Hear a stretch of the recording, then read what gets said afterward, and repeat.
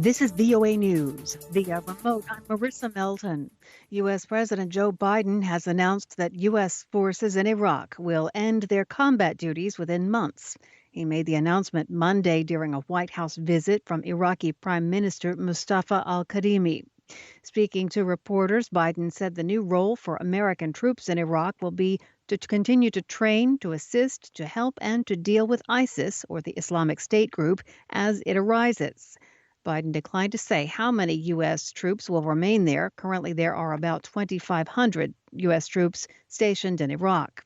White House Press Secretary Jen Psaki told reporters just ahead of the Oval Office meeting, quote, "This is a shift in mission. It is not a removal of our partnership or our presence or our close engagement with Iraqi leaders."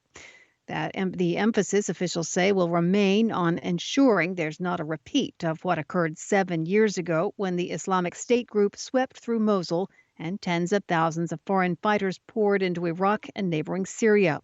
Iraqi government forces nearly collapsed, and there were dozens of suicide bombings monthly. The United States and Iraq agreed in April to change the American troops' mission, which had begun in 2015 and focused on training and advisory roles, assisting Iraqi security forces.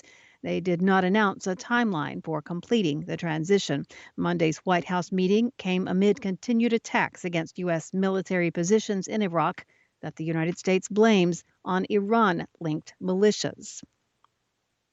The United States and 20 other countries condemned Cuba for its crackdown on thousands of freedom protesters.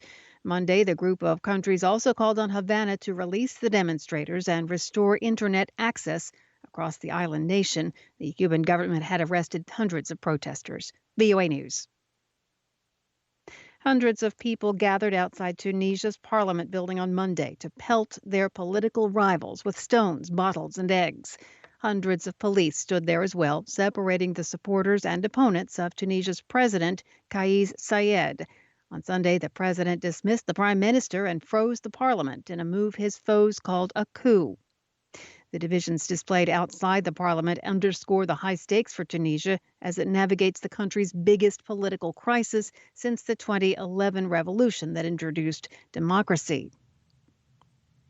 Chinese companies with shares traded on American stock exchanges are facing significant challenges from political leaders in both Washington and Beijing. New regulations in both countries will make it much harder for other countries to follow in their footsteps, restricting access to billions of the dollars in funding that helped grow internet retail giant Alibaba, the online gaming firm Tencent, and until recently, China Telecom.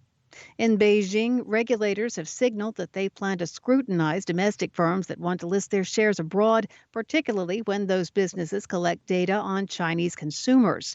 Experts say this is causing many Chinese firms to reconsider plans to sell their shares on exchanges outside China. At the same time, the Biden administration is moving forward with plans to implement a 2020 law that would force foreign companies to delist from U.S. exchanges unless U.S. regulators are allowed to verify their financial audits at least once every 3 years. That's something the Chinese government has been reluctant to allow. At least 57 migrants drowned after their boat sank off Libya, according to the International Organization for Migration on Monday. It was the latest tragedy on the dangerous Mediterranean Sea crossing to Europe. Federico Soda, the IOM's Libya mission chief, announced the event on Twitter. He added, "Silence and inaction are inexcusable." An IOM spokeswoman said at least 20 women and 2 children were among those who drowned. And the German women's gymnastics team took to the floor for their first competition at the Tokyo Olympics wearing unitards with leggings that stretched down to the ankle. That defied the custom of high-cut bikini bottoms in the sport. Male gymnasts wear comparatively modest clothes with loose shorts for their floor exercise and vault, and long pants on bar and pommel horse routines. The Tokyo Olympics are the first summer games since former USA Gymnastics national team Dr. Larry Nassar was sent to prison for 176 years for sexually abusing hundreds of gymnasts. The gymnasts have said the wardrobe choices intend to push against sexualization in women's gymnastics. Via remote, I'm Marissa Melton, VOA News.